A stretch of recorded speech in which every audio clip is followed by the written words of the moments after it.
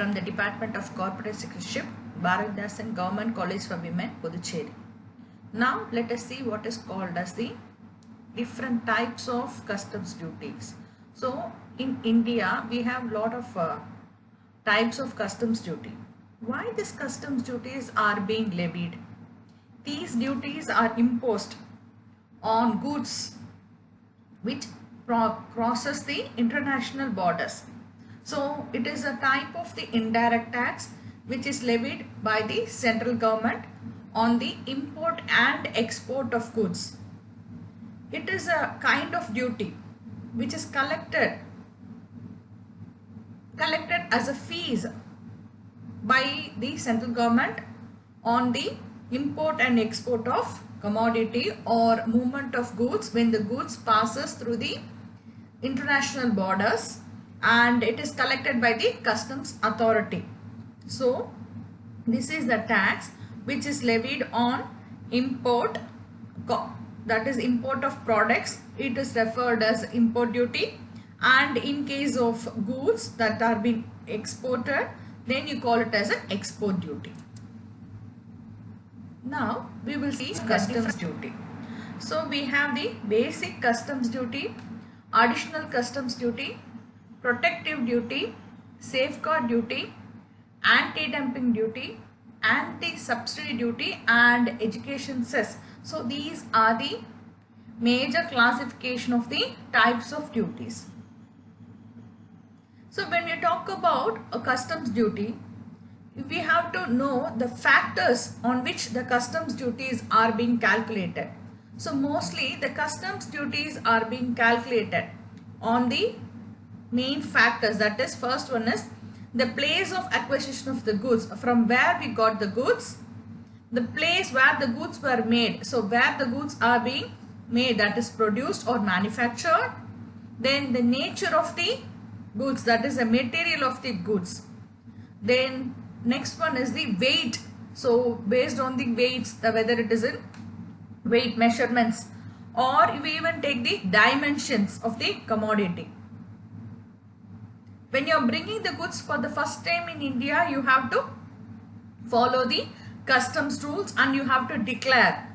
So these are main factors. I repeat: the place of acquisition of the goods, then the place where the goods were made, then the material, the type of the material used for manufacturing such goods, and the weight and the dimension of the produced goods. So these are the things which we have to have it in mind when we talk about the customs duty for levy purpose. In India we have a beautiful taxation structure, and it is a three-tier structure where we have the central government, state government, and the local authority. Now as far as India is concerned, we have this customs duty and we follow the rules pertaining to the Customs Act 1962 and the Customs Tariff Act of 1975.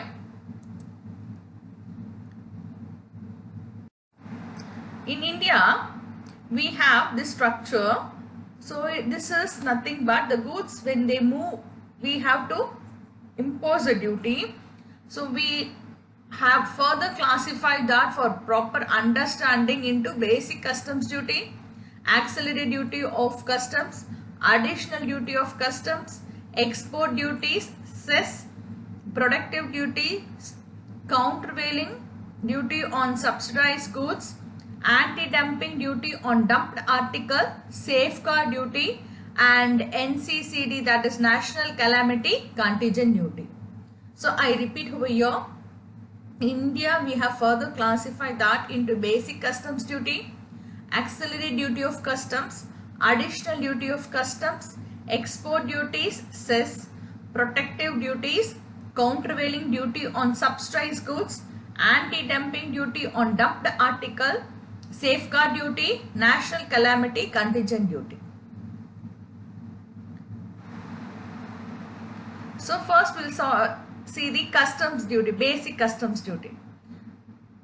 It is being levied on imports and exports, and whenever the goods are imported into India or exported out of India, we follow the section 12 of the Customs Act, and this is the levy and charging section of the act, which provides that the customs duty shall be levied on such rates which is being prescribed under the Customs Tariff Act 1975, or it is also relevant to any other law for the time being in force on goods imported into India or exported from India. So we refer to circulars or notifications which are being issued by the government from time to time.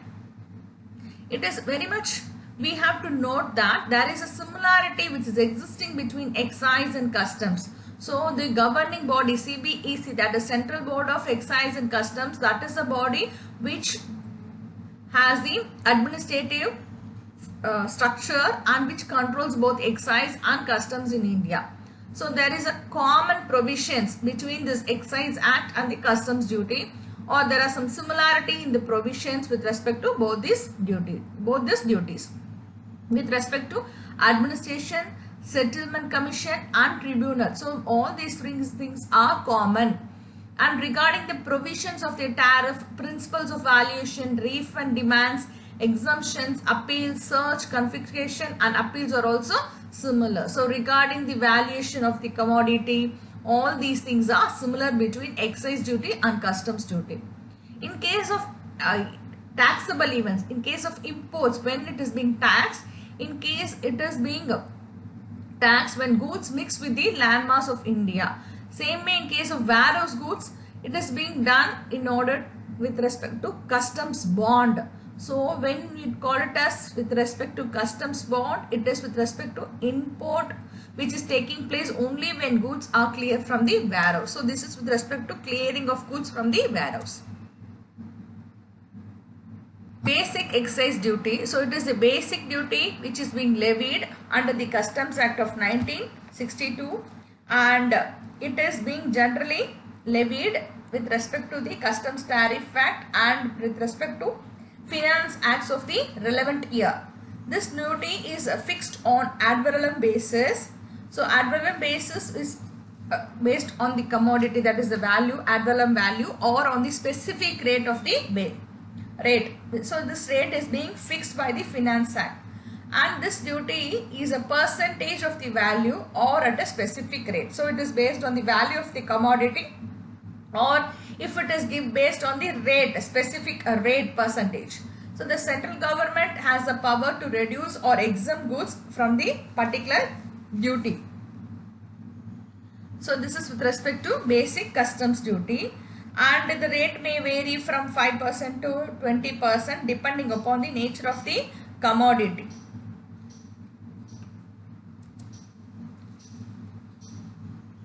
Basics of customs duty. Now the types of customs duty. So first we talk about the basic customs duty. Next one is a countervailing duty, that is CVD.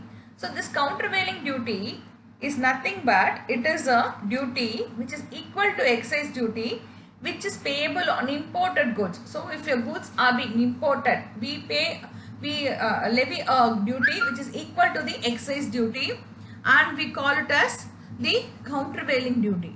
And it is in order to balance, that is this duty is being levied in order to have a counterbalance impact of excise duty on indigenous manufacturers that is being done inside our own inland country, in order to level the field. That is the difference of, that is the main reason why do we go for levying this countervailing duty. And this duty is equal to excise duty which is payable on like articles if it is produced in India. So if the commodity is being produced in India, this is purely in order to benefit the manufacturers who are doing business or manufacturing activity in our own country. So these rates are given by the Finance Act only. This duty is payable on the assessable value, that is the total assessable value of the manufactured product plus basic customs duty. Suppose in case of products which are covered under MRP, that is maximum retail price provisions, then this duty is payable on the MRP basis, that is the maximum retail price which is being fixed by the particular manufacturer based on section 4A of the Central Excise. This CVD is levied only if there is manufacture. So only when there is a manufacturing activity, that too indigenous manufacturing activity, only then the CV duty is being levied. So it is very important to note, only in manufacturing, in order to counterbalance the impact of excise duty, this particular CVD duty is levied. So it is neither excise duty nor a basic duty, but it comes under the provisions of the Customs Act of India. Next one is additional countervailing duty of customs. This additional countervailing duty is imposed on excisable goods in order to set off, that is offset the excise duty leviable on similar goods. So this is in order to give a additional benefits, that is leviable as additional duty on goods which are imported into a country, and the rate of structure of this duty is equal to the excise duty on like articles which is produced in India. So the basic levy is based on the additional duty with respect to CIF value of imports plus the duty which is levied earlier. So it is inclusive of the duty which is also levied earlier.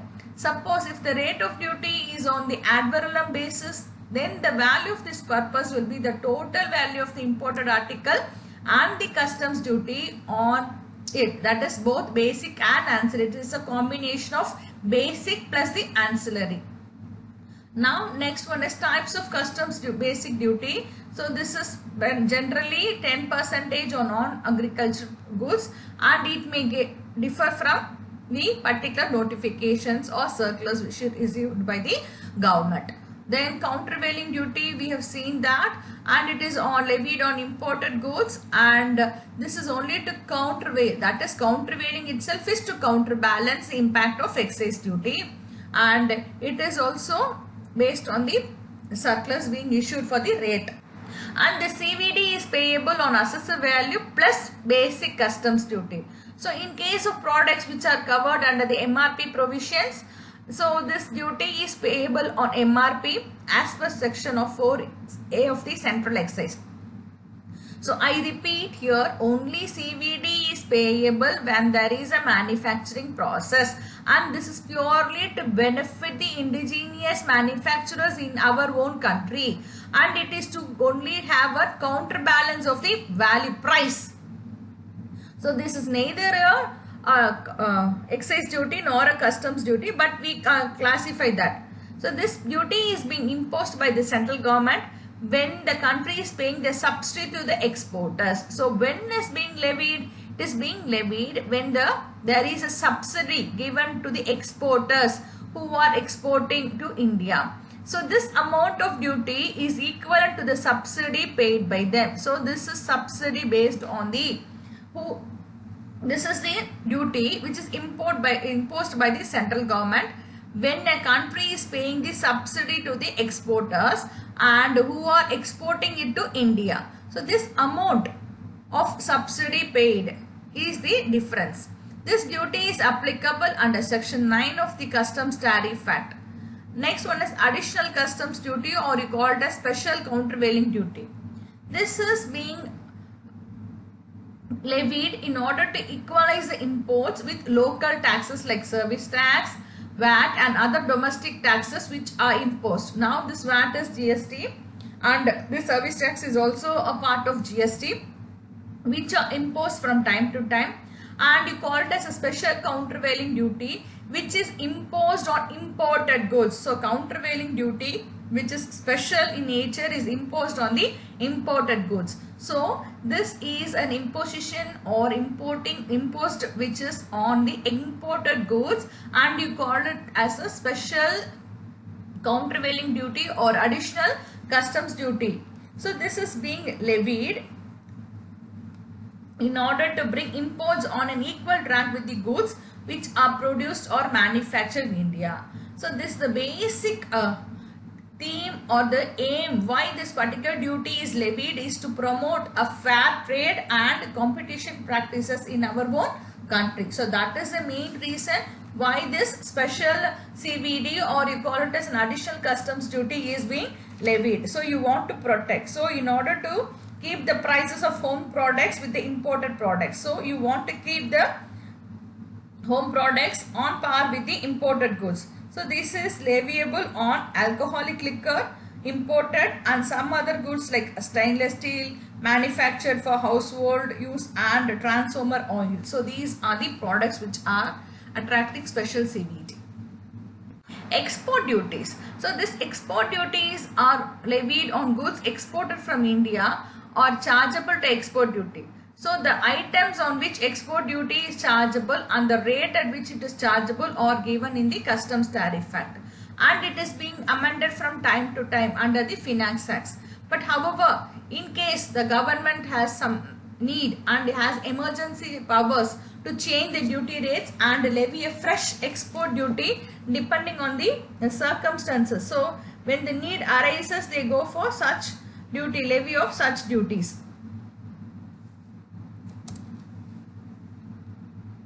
Auxiliary duty of customs. So this is also a duty which is levied by the particular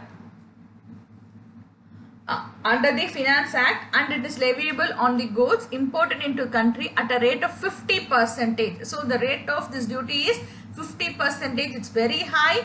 It is on the value. So this duty is levied on the value of the goods, and it is 50%. So this is a statutory rate which has been reduced in case of certain type of goods and different slab rates. So first when it was introduced, it was 50%. So now they have made some changes here and they have reduced the rates. So in case of certain type of goods, we have a different slab rates. So based on the basic duty chargeable on them. So cess is nothing but it is a tax on tax. So cess are leviable on some specified articles of exports like coffee, coir, lac, mica, tobacco. So here tobacco is unmanufactured tobacco, marine products, cashew, kernels, black pepper, cardamom, iron ore, oil cakes, and maize, animal feed, and turmeric. These cesses, what they do is are being collected as a part of customs duty, and they are passed on to the agencies in charge of the administration of the concerned commodity. So we have some boards like who take in charge of it, and they are acting as an agencies, and for their administration these duties are being levied and those benefits are being passed on to the particular concerned commodity authorities. So that is why cesses has been levied in India. Agent cess on customs duty. So here education cess has been imposed on imported goods, so with effect from 2004. It is a percentage of the aggregate duty. So education cess is exclusively to benefit the education sector, that is for higher and secondary education. This cess has been introduced from the year 2004, and the main theme is in the aggregate duty which is being collected is excluded from safeguard duty, countervailing duty, anti-dumping duty. So it is a education cess is a duty which is levied on the customs duty.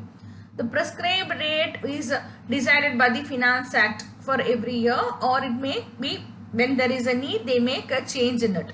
So sometimes if the goods are fully exempted from duty or are chargeable to nil duty or are cleared without payment of duty. So when the goods are being fully exempted goods from customs duty, or the commodity falls under the nil duty, or when the goods are cleared without the payment of duty under prescribed procedure, then that is with respect to procedure related to clearance of goods under the bond clearance of commodity or goods under bond. In such case, no education cess will be levied. So it is being exempted in case if the goods is a fully exempted good from customs duty, or when the commodity falls under the nil category of duty, or when the goods are being cleared under bond without the payment of duty. In such cases, education cess on customs duty are not being levied. Protective duty. So the protective duty, this protective duty is being recommended by the Tariff Commission in the year 1951, and this recommendations has been made to central government, and it has come into immediate action in order to protect the interest of the Indian industry. These protective duties are being imposed. So these duties are being imposed by a notification, and it was introduced, those notifications has been introduced in the parliament. So this is how the protective duties are being levied. So it is based on the Tariff Commission's recommendations from the year 1951. So this protective duty is valid till the date prescribed in the notification. This duty can be reduced, rescinded or increased by the notification. So it is purely dependent on the recommendation of the committee. It is being levied under section 6 of the Customs Tariff Act, and it will be till the date of the notification it is valid. So the central government has the power to reduce the rate or rescind the rate or increase the rate by the notification. So based on the notification, this is being levied in order to protect the indigenous business and the domestic products against overseas import. So the main reason why this protective duty is being levied is to protect the indigenous businesses and domestic products against overseas imports. So that is the reason why protective duty is being imposed under section 6 of the Customs Tariff Act with the recommendation of the Tariff Commission. Duty on subsidized goods. So this is subsidies directly or indirectly in order to, it is a duty, countervailing duty on subsidized goods. So it is being directly or indirectly given to its exporters for exporting goods to India. That is, central government impose countervailing duty up to the amount of subsidy. So if subsidy is directly or indirectly given to its exporters for exporting goods, so equal to the subsidy, the particular countervailing duty is being levied. Other duties are there, that is called as National Calamity Contingent Duty, and this is being imposed on few articles. So this NCCD duty is levied on few articles, and this rate is being imposed from 2001. So it is imposed on commodity like pan masala, chewing tobacco and cigarettes, and mostly the rates are from 10 to 45%. Then we have a safeguard duty. This duty is imposed if large imports are causing serious injury to domestic industry. So we will see one by one. Dumping duty on dumped articles. So you know what is called as dumping. When large manufacturers from abroad, they try to export goods at a very low price compared to prices in domestic market. So such is a dumping activity. The intention is to cripple domestic industry or to dispose of the excess stock. So the intention is to dump off the commodity in order to cripple the domestic market or to crash the domestic market, or if they are having more excess of stock, they want to dispose it. So that is called as dumping, and we have to avoid this dumping. So it is not an illegal thing, dumping. So it is like making the domestic industry suffer. They want to make a crash in the domestic industry. So for that, central government imposed under section 9 of Customs Tariff Act a duty called as anti-dumping duty.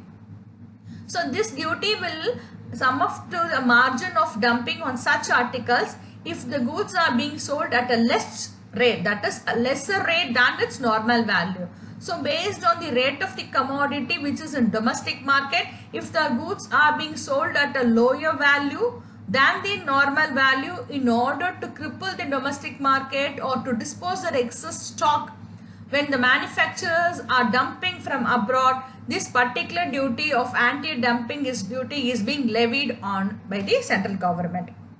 So this levy of anti-dumping duty is permissible as per the WTO, that is World Trade Organization's agreement. So this is based on the agreement made. This particular duty is made on the dumped articles. So anti-dumping action can be taken only when there is an Indian industry producing like articles. This is very important to note. When the Indian industry is also producing the same commodity like that is called as like articles, only then anti-dumping duty can be levied. Otherwise anti-dumping duty cannot be levied. So the main reason is to protect the domestic industry. So that is the reason why do we go for anti-dumping duty. Safeguard duty. The central government is empowered to impose safeguard duty on specified imported goods if central government is satisfied that the goods are being imported in large quantities and under such conditions, that is safeguard duty. So the safeguard duty is to safeguard.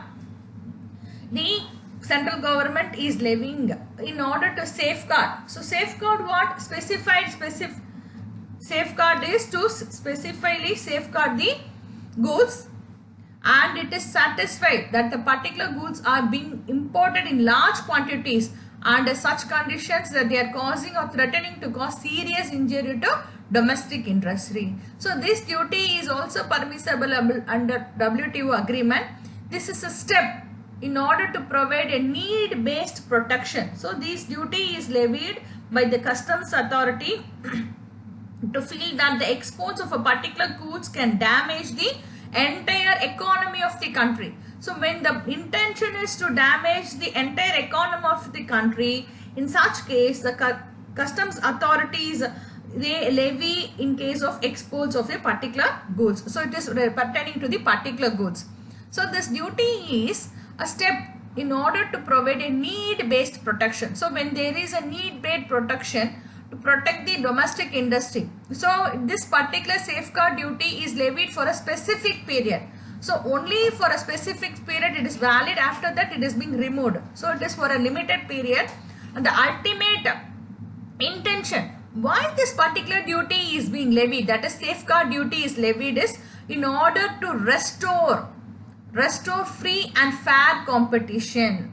That is the reason why they go for this safeguard duty. So it is based on the situation when there is a need in order to protect the domestic industry. So for a particular time period, in order to restore the free and fair competition, the safeguard duty is being levied. So in order to make that no harm is caused to the domestic industries of India, a safeguard duty is being imposed. So the intention is to safeguard the interest of our local domestic industries, and it is calculated on the basis of loss suffered by our local industries. So whatever the causes is, the government, the good governance is always looking into the welfare of its domestic industries. So this duty is levied in order to protect the domestic industries and to restore and a fair competition. So in case if there is any issue, in order to safeguard the economy of the country, the safeguard duty is being levied by the central government authorities. Next is national calamity contingent duty. So this particular duty has been inserted by the Finance Act 2001, and the intention of this duty is to curtail some of the using of the products like pan masala, chewing tobacco and cigarettes. And this national calamity contingent duty is a percentage. It is a percentage. So this duty is called imposed, and it is used on some of the commodities like motor vehicle, that is motor cars, multi-utility vehicles and two-wheelers. And it is a 50 rupees per ton was imposed on domestic crude oil. So the rate may differ from each year to each year. Now there are different rates. So this NCCD has different rates on different commodities, and this is different rates of duty for different goods imported from certain countries. So it is based on the bilateral or the other agreement which has been made with the particular countries, and these bilateral or other agreements, based on that only the particular rate of duty may differ from country to country and from goods to different goods. And these particular rates, countries which are having some preferential rate of duties, the duty may be percentage of the value of the goods or at a specific rate. So this duty is levied on the total value of the goods or at a specified rate. So this calamity duty, national calamity contingent duty, it is imposed, as I told you, by the Finance Act from the year 2001, and this duty ranges from 10% to 45%. We will see how this particular duty is being computed, the customs duty. So customs duty is being computed based on the specific or ad valorem basis. So you call it as based on the value of commodity or the value of goods. So this value, how is being this value determined? So these values are being determined under the valuation, that is customs valuation, determination of value of imported goods rule 2007. So if there is any doubts or if you want to have a clarification or the accuracy of the value of the goods, so we have the methodology. So we have different rules. So rule 4 and rule 5, that gives us a comparative value method which helps us to go for the comparing the transaction value of identical or similar goods. So we have the value. So similar goods, what is the value of the similar goods or identical goods? With that we go for the comparison and ascertain the value of the goods. And regarding rule 7, it is based on the deductive value method, that is based on the sale price of such goods in the importing country. So what is the value or the sale price of the particular commodity in the importing country? That is taken as a base, and it's called as deductive value method. Then regarding rule 8, it is computed. This particular methodology helps us to compute the value method that based on the cost, how much is the cost for the materials, fabrication and profit in the country of production. So it is a combination of the material, of the cost, fabrication and the profit margin in the particular country where the particular commodity is being produced. So that is called as computed value method, that is reference to the rule 8. Then regarding rule 9, so here we follow a fallback method. It is based on previous method. So based on with the higher flexibility on based on previous methodologies, we go with the rule 9, that is the fallback method. I have taken an example how this particular import duty is calculated after this GST is being implemented.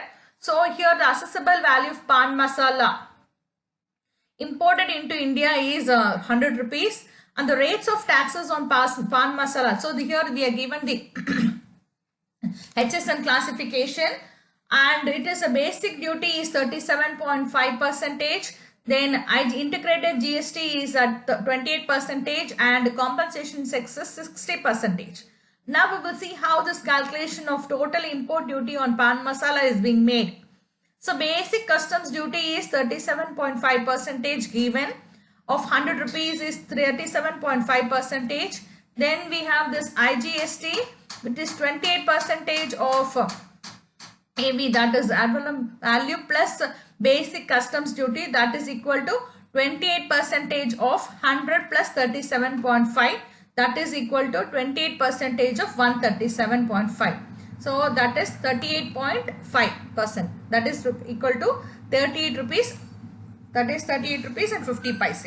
Now this compensation is 60% of AV plus BCD. So that is equal to 60% of 100 plus 37.5. That is equal to 137 into 60%. So that works up to 82.5. So the total taxes will be A plus B plus C, that is equal to 37.5, that is the basic customs duty, plus 38.5%, that is the IGST at 28%, plus compensation cess of 60%, 82.5, that is equal to 158.5%.